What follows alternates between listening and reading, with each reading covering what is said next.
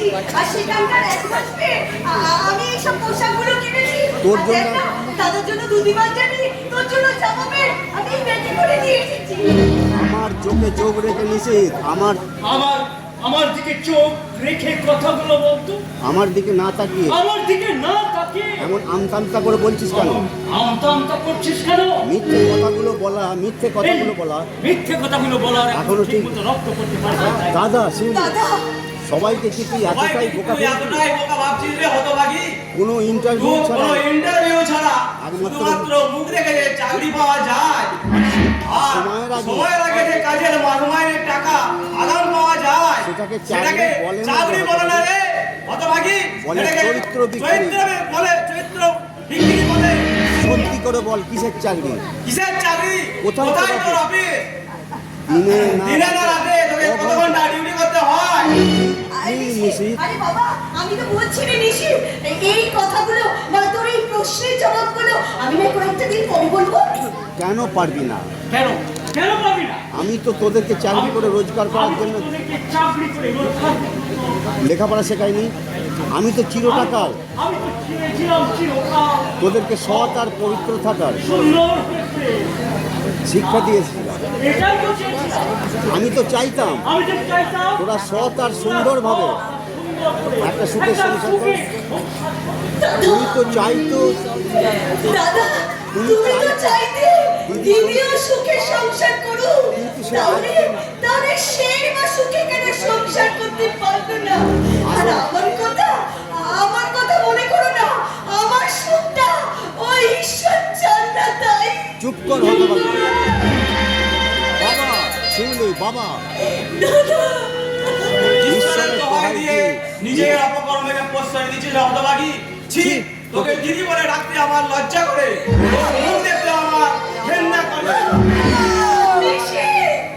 দাদা তুমি আমাকে বিশ্বাস করো। দাদা তুমি আমাকে বিশ্বাস করো। চুপ। আর আমার তুই দাদা বলে ডাকবি না। তোর মতো কালাম আমি দাদা হতে চাই না। আজ থেকে আমি জানবো শিউলি বলে আমার যে বোনটা ছিল ঠিক আছে।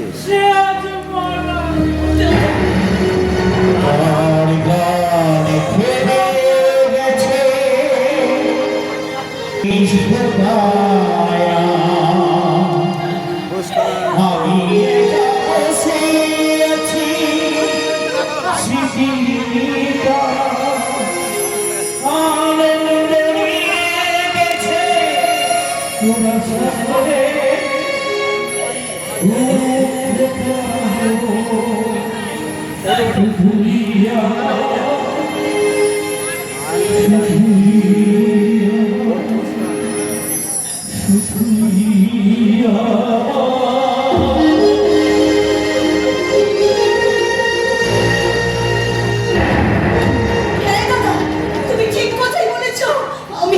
আমি মরে গেছি, সত্যি সত্যি আমি মরে গেছি দাদা, সত্যি আমি মরে গেছি।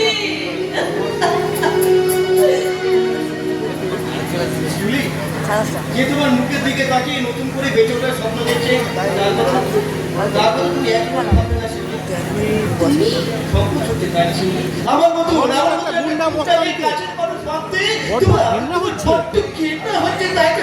কিন্তু বিশ্বাস করো শিউলি, কিন্তু তুমি বিশ্বাস করে শিউলি, আমি গুন্ডা মস্ত হয়ে জন্মগ্রহণ করেছি শিউলি। ছোটবেলায় আমার বাবা ছোটবেলায় বাবাটা মারা গেলেন, মা আমার কোনো আমার মা কিন্তু আমার কোনো অভাব বুঝতে দেয়নি।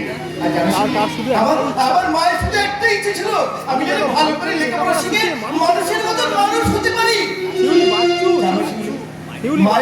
মায়ের সেই ইচ্ছেগুলো পূরণ করে আমি আপনার চেষ্টা করেছিলাম। তাই তো বিএসসি ফার্স্ট ক্লাস পেয়ে আমি একটা চাকরির জন্য এক মহিলা আধিকারিককে 1 লক্ষ টাকা দিয়ে করেছিলাম। এর থেকে বেশি টাকা দিয়ে খোঁজার আমার আর নেই ম্যাডাম। আপনি দয়া করে আমাকে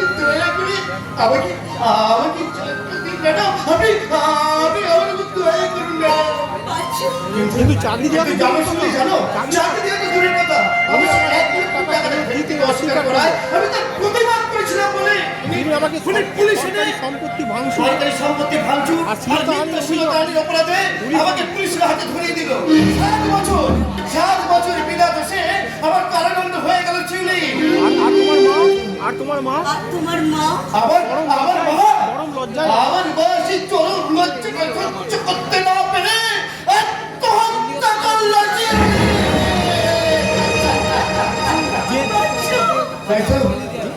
সেই সমাজ আমার সবকিছু কেড়ে নিল, সেই সমাজ থেকে তিল তিল করে ধ্বংসের দিকে ঠেলে দেওয়ার প্রতিজ্ঞা নেবে। আমি জেল থেকে আমি জেল থেকে ফিরে এসেছি। আজ আমি যেন আমি আজ সেই মহিলা আধিকারিককে খুঁজে বেড়াই। একবার তাকে যদি আমি সামনে পাই, তাকে আমি বুঝিয়ে দেবো প্রকৃত শ্লীলতাহানি কাকে বলে। না বলছো না। শিউলি যখন এই শিউলি যখন বিবেকটাকে তোমার জানাবে বিবেকটাকে জাগাতে পেরেছে তখন তখন তুমি নতুন করে আর নষ্ট হতে যেও না। আজ থেকে তোমরা আবার নতুন করে জীবন শুরু করো। আমার সঙ্গে কণ্ঠ মিলিয়ে